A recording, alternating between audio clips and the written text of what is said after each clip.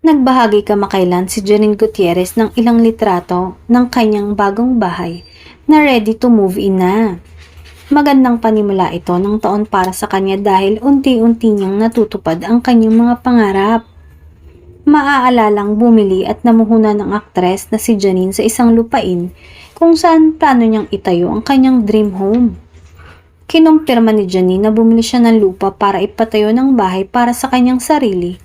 Ngunit hindi pa daw niya ito maaasikaso dahil wala pa siyang sapat na oras.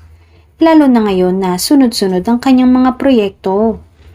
Naikwento din ng aktres na ang ipapatayo niyang bahay ay pang forever home na.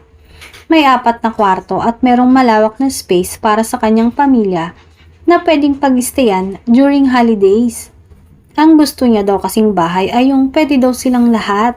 Kaya naman ngayon na may makakasama na siya sa mga importanteng pangyayari sa buhay niya, ay siguradong masisimulan na niya ang kanyang dream home kasama ang taong nagpapasaya sa kanyang puso.